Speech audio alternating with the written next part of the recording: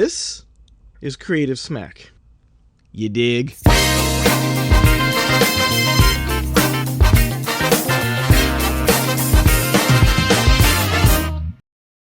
Ladies and gentlemen, boys and girls, welcome back to the Creative Smack podcast, episode number 5.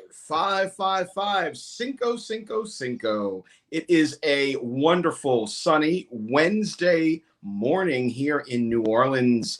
And George, are you there, sir? I am here, and I have a guest. Oh, well, let's get the show on the road, man. What's going on? You know this guy.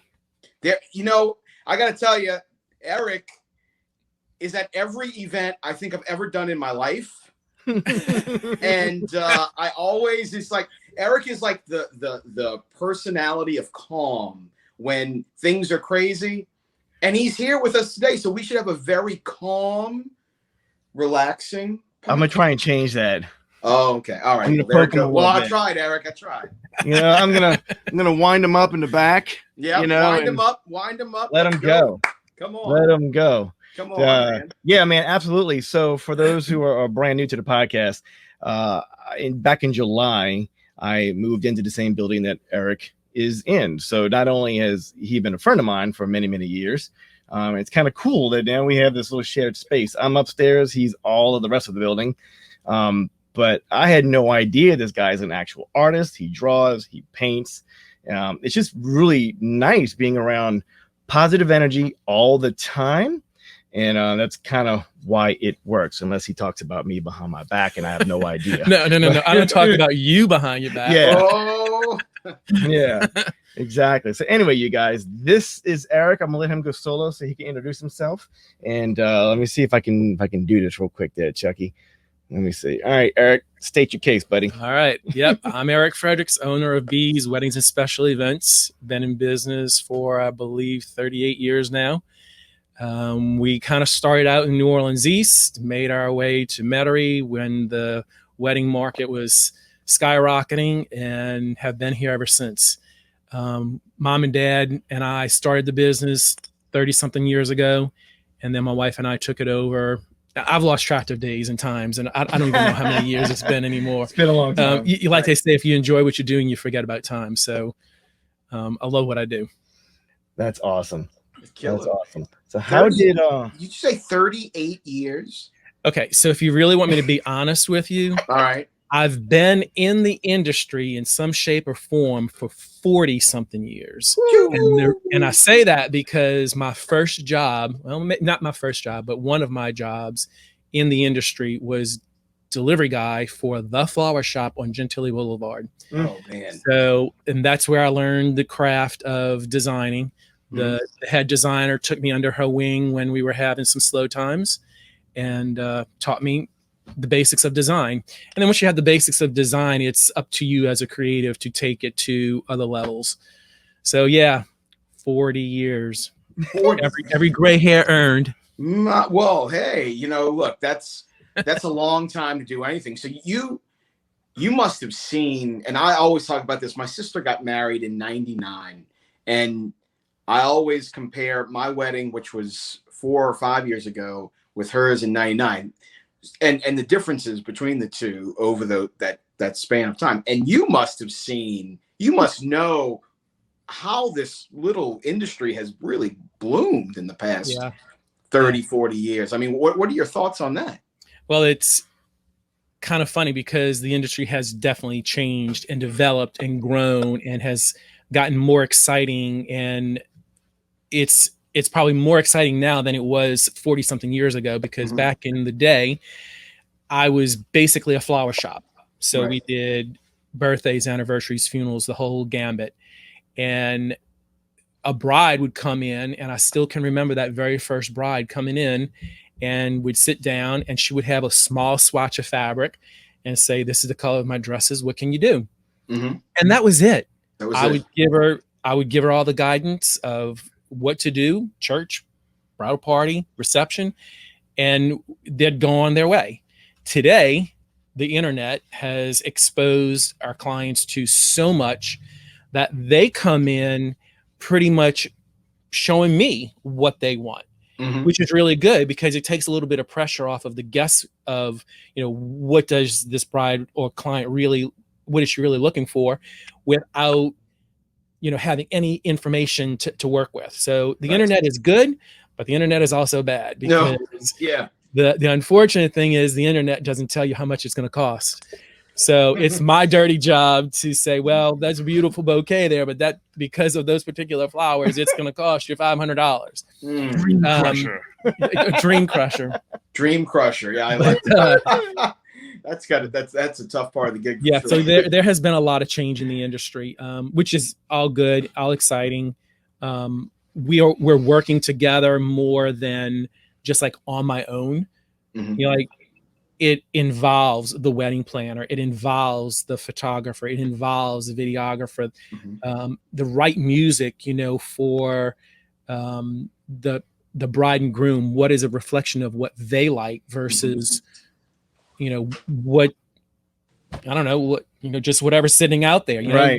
They're making it more personal to their likes and dislikes versus just picking a band because they did the wedding last week. I was going to say, what do you think?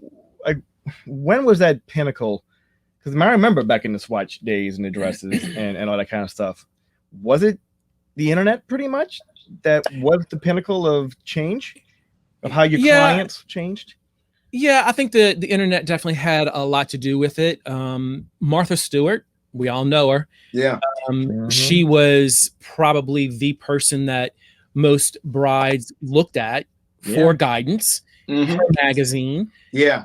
And back in the day, it was a magazine. It wasn't online. Right. So now she's online and it's exposing them to a whole lot more. So I think when she was big, that's when I think the change started to happen. And then okay, keep going. I'm not going to jump this because did you see a big difference when Facebook got big too? Oh yeah, definitely. Yeah. And I'm even seeing another change with Instagram. The back in the day, 40 years ago, you put an ad in the yellow pages. Yeah. There you go. Okay, did you hear me? The yellow pages. Does anybody have one in their house anymore? Right. So if you needed a flower shop, you looked through the yellow pages and you got your phone number and you called. Right. It doesn't exist. It exists, but nobody uses it anymore. No, right. But, hey, Chuck, remember you kind of knew how good that business was doing depending on the size ad they had in the yellow pages. Oh, yeah. I remember coming into the business was when the yellow pages were fading out, and it was and we all got that last ditch effort from the yellow pages to say, like, you can get a big ad now for $30. I'm like, I don't know. Yeah. Right. Oh yeah.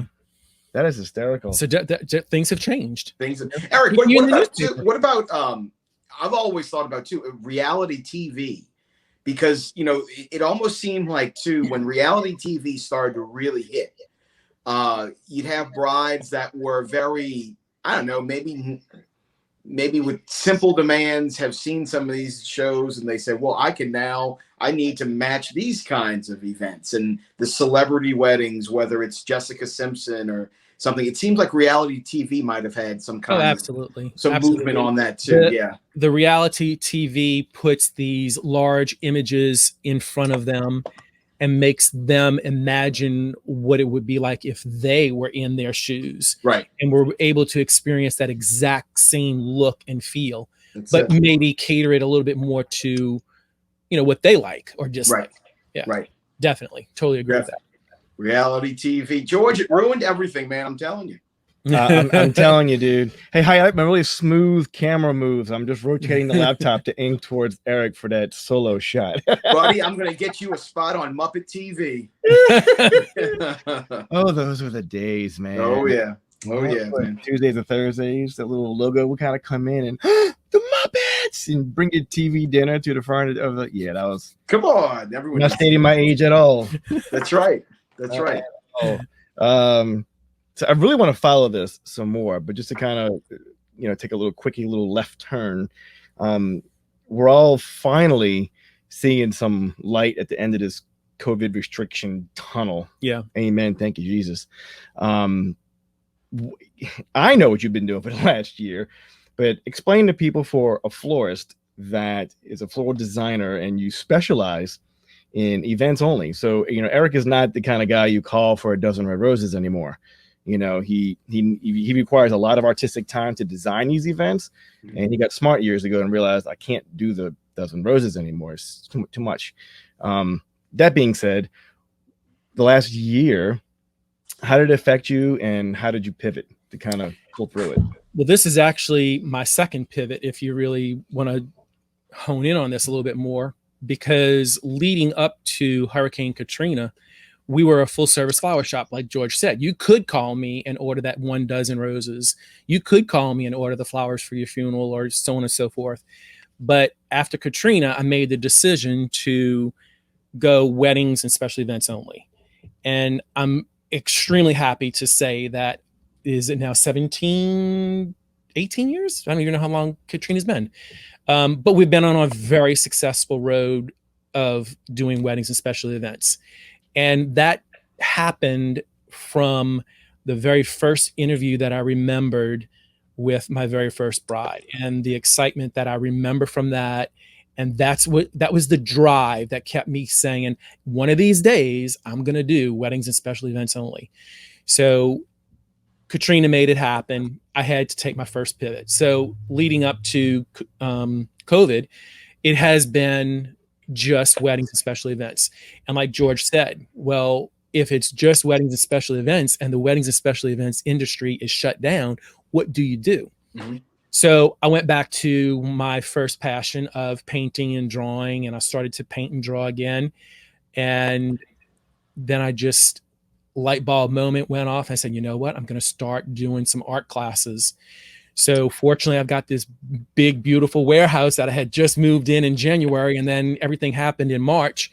And so I was like, what am I going to do? I can't just sit here. This is driving me insane. I'm like losing my mind, not being creative.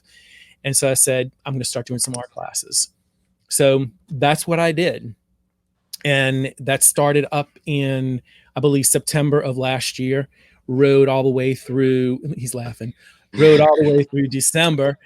And then I kind of took a little bit of a hiatus because we started getting busy with the weddings again. So the weddings kind of have leveled out a little bit. The art classes are starting to pick up again. So it's going to be this constant up and down, I think, as far as the weddings and the art classes. But I'm going to eventually try to find a nice level of comfort between both of them, because I enjoy them too much to let one go or the other. But eventually, when I retire from the flowers, I definitely want to do more of the art and painting classes. Yeah, Chuck, you gotta see up close how he does this. It seems it's not that it's difficult, but your knowledge of how this works. He does different kinds of paints and combines them, and the way you pour it on the canvas and make it kind of go all around the canvas and drip it and all that good. I'm totally just destroying my microphone here. Everybody gets a unique thing. Their design is fresh, and it seems easy, but it's only easy because he makes it look easy. Well, of course, that's an artist. How they he gets it, you know. So, Chuck, awesome. I'll say to you, are you getting phone calls for brides only for next year, or are you getting any events requesting for this year coming? Well, we're in. Oh, well, so like on where we are and what we've kind of done over COVID, and it kind of matches what Eric's talking about, is the diversifying and trying to figure out new ways to change your product to kind of, get some new feelers out there to try to get some new kinds of work. So, yeah, we are seeing a lot of 2021 last minute. A lot of times too, it's last minute. I've had to change my wedding now 3 or 4 times, or my event. I've had 3 or 4 bands booked, and none of them are available on this date. Are you available? So we're getting kind of that. But then we've also diversified our product to have a 6-piece, a 12-piece, a 14-piece, as well as what we're calling the mixed nut front line, which is just our lead vocalists with a DJ, which is totally compliant for COVID. So yeah. So to answer your question, yes, we are seeing some last minute stuff, but it's taken the diversification of the business to kind of get to where we can take advantage of those because of just how strange the times are right now with the restrictions. Yeah.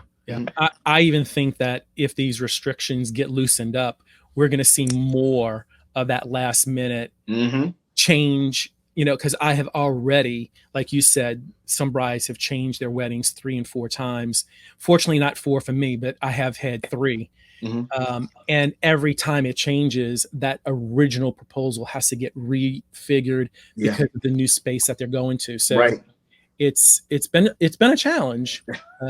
But I've also added therapists to my repertoire.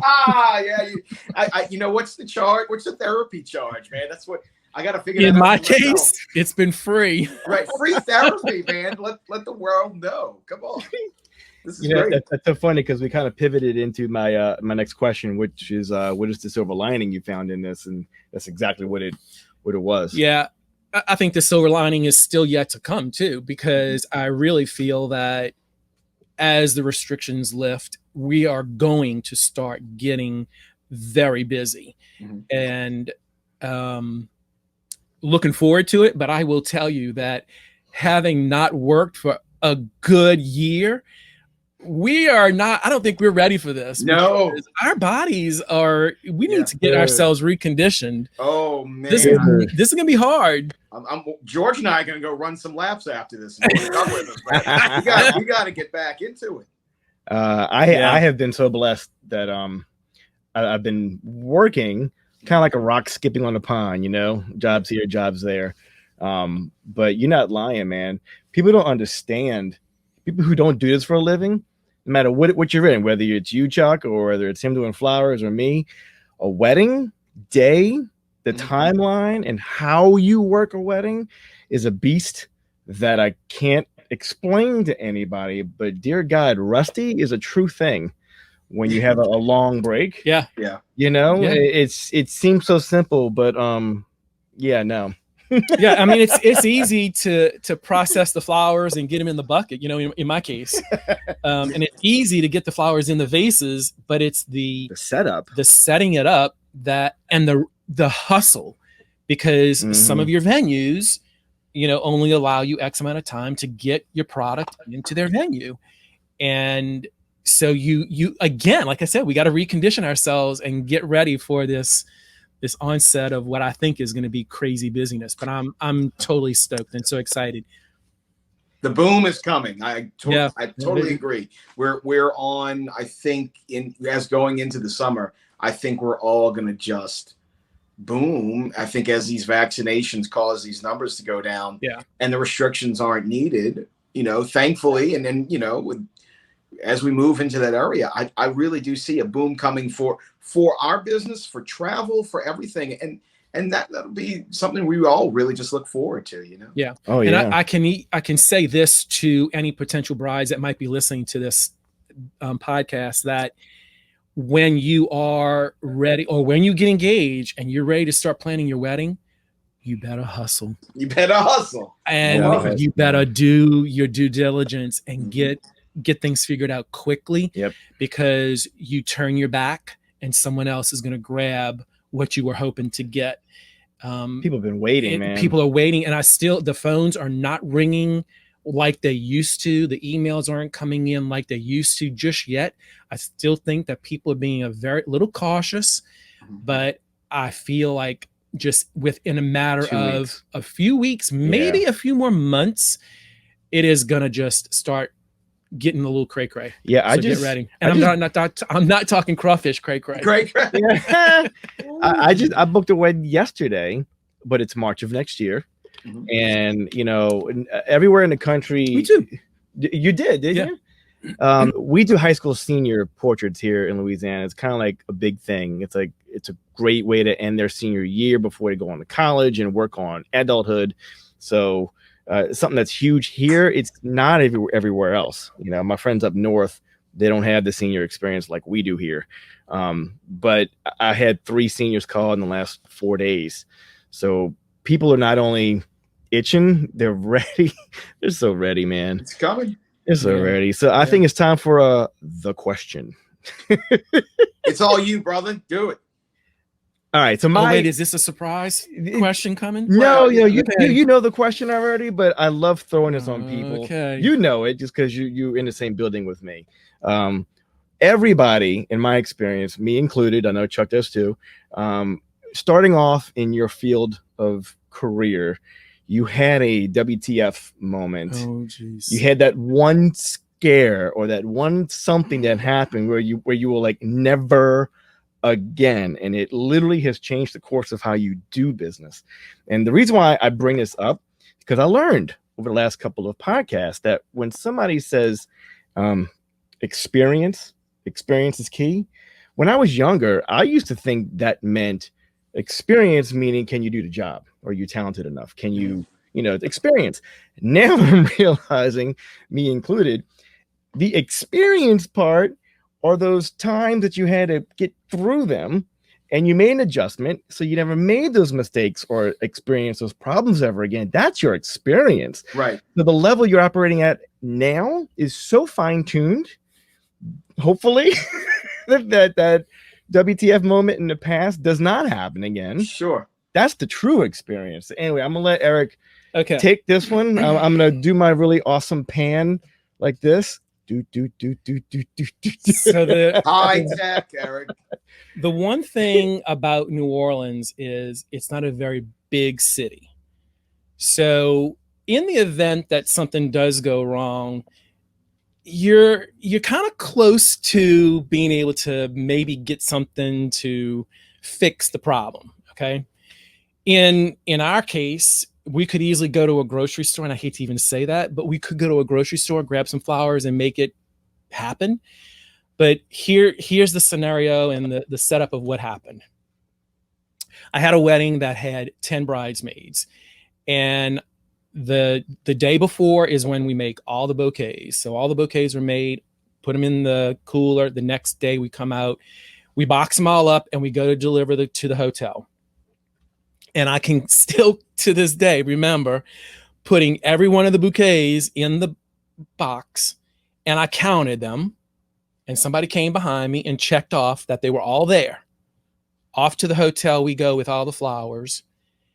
And I can remember something happening when we got to the hotel, but I couldn't picture or figure out what it was that happened. It was very busy. As anybody knows, down in the French Quarter, the Roosevelt Hotel, I'll just put it out there because it doesn't make any difference at this point anymore. A lot of people going up and down the walkway. Oh, yeah. And we opened the van, and within seconds, someone walked past the van, grabbed a bouquet. And like I said, I felt like something happened, but I couldn't figure out what had happened. And I didn't notice it. And so I pick up I pick up the box, and up to the bride's room we go.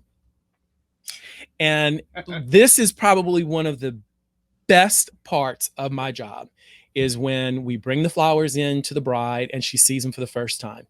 And she's all excited. And you're going to get one of two reactions. You're going to either get, oh my God, Eric, that's absolutely beautiful. Or she's going to look like the blood just ran out of her. Oh. Like, you screwed up. Yeah, it's not what I thought. Well, fortunately, I've never gotten that reaction. Okay. Good. I've always gotten good reactions. Great. But we also check in with every client at the hotel when we drop off personal flowers. And when we do, we count and we make sure that everything is there.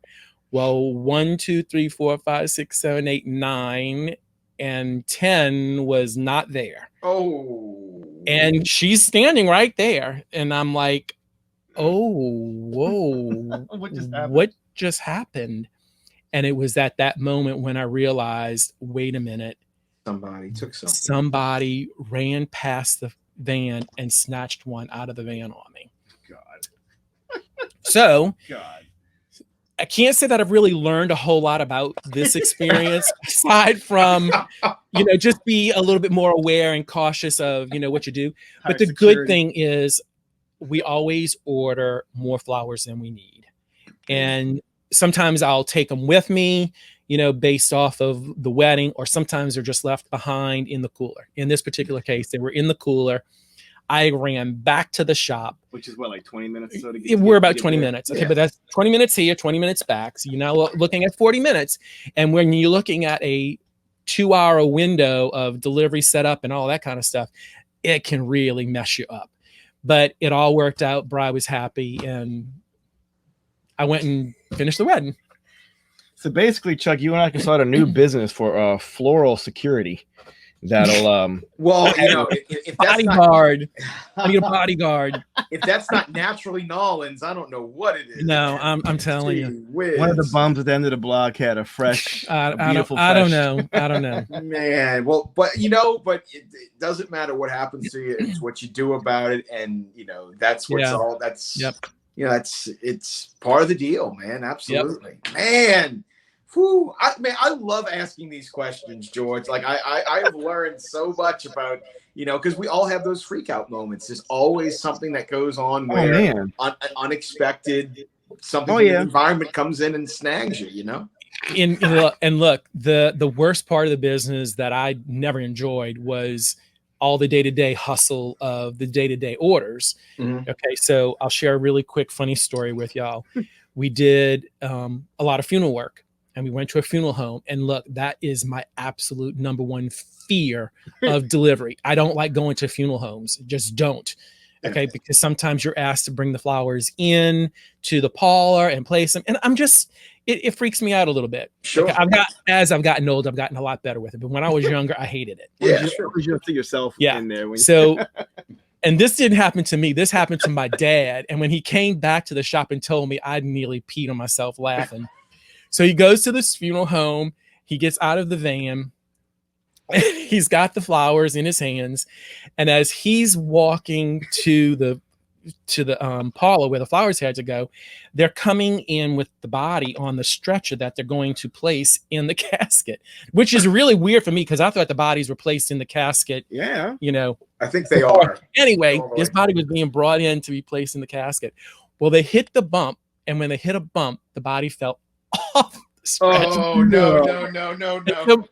So my dad comes back and tells me this. I said, well, Dad, what did you do? He says, Eric, I took those flowers, I hid behind him, and I just went to the parlor, put them down, and left. I said, I would have left them right there and left. I wouldn't have got in the parlor. That's like a movie. Oh, man. I can tell y'all more stories. That's hysterical. Yeah. Oh, man. Well, hey, but that's another naturally Nolan story, I feel like, you know? Oh, weekend at Barney's. We got Bernie's. Yeah. Not Barney's, the big purple dinosaur. That's a whole nother pivot. Yeah. I go back to the other questions. I refuse to let my kids watch Barney when they were little because I was so against Barney. And my wife is like, but it's educational. I'm like, no, it's still a big purple dinosaur. Can't do it. So to this day, Jack is like, you know, Dad, I don't remember seeing too much Barney. I'm going, you're welcome.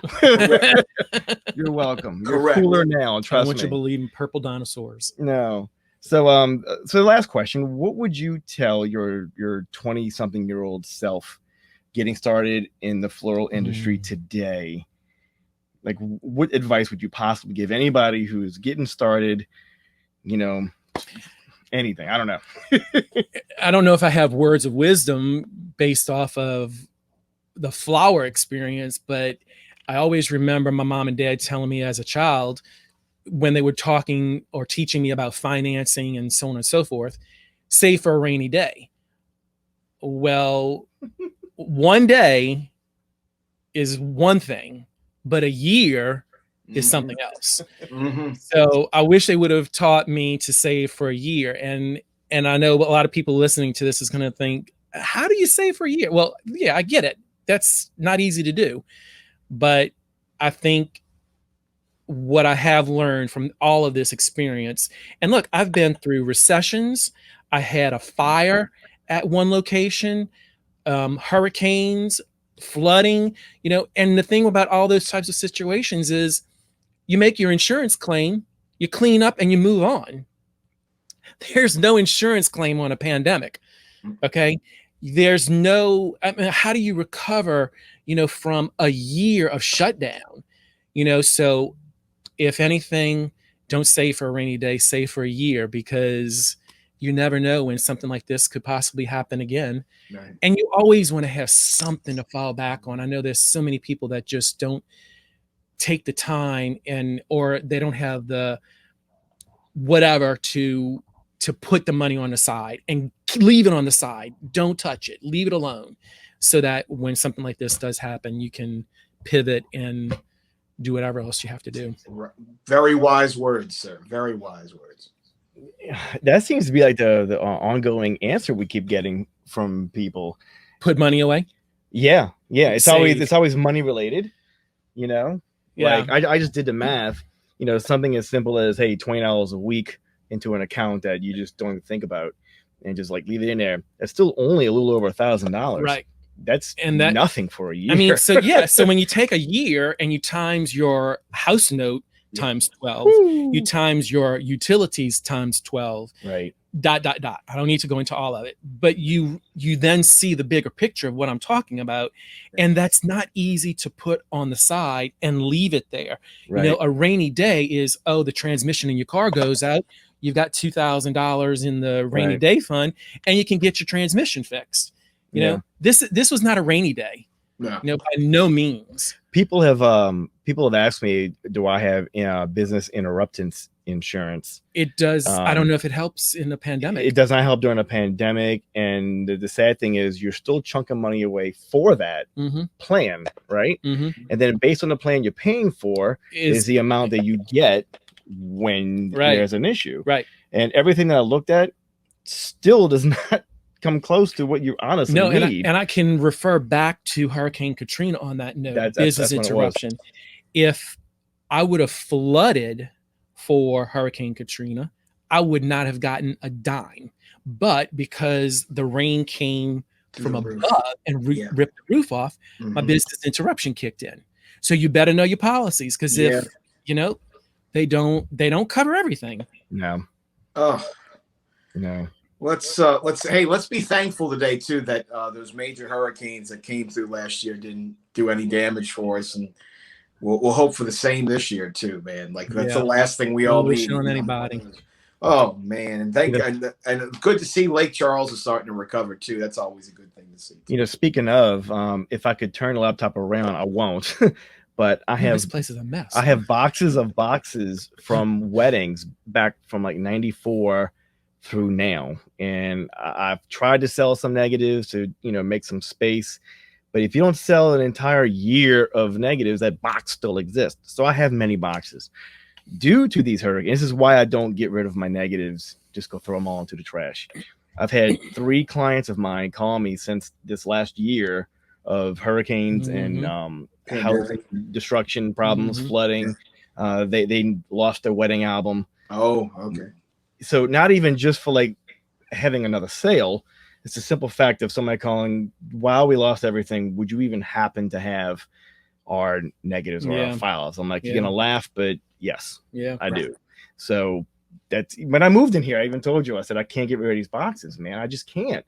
And then these phone calls happened. So see, amazing past experience thing that I just, I can't let go of. Right.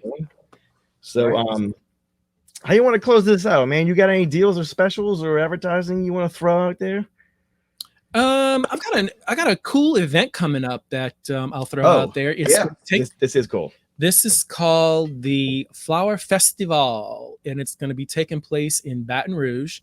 There are 9 designers from local areas, New Orleans, Lafayette, Baton Rouge, and maybe a few others, that are going to compete on a theme. This year's theme is Louisiana Promenade. So I'm in the process. George has been in the shop and seeing what I'm doing. And he says, my God, this is like crazy. So yeah, it's a 12-foot by 12-foot space. We can go 12 feet high. And I've got it set up in the back of my shop right now because I'm starting to work on the build out of it. And then the whole thing that I'm building out is actually going to be covered in flowers. Oh, wow. So it's going to be the weekend of Easter. Great. What's that date? Is that April 4th? The 4th? Saturday. It's going to be Saturday and Sunday. You can go online, go online and buy tickets. If you have any questions, you can call my office and I can fill you in on it. No, look, I have to be honest. As he's working, if anybody's ever seen anything on TV or maybe at Disney World, you at Disney, and sometimes they got those huge Characters. Characters that are just flowers. Topiaries. Well, they got to frame that first and then fill it with all the whatever they decide to fill it with.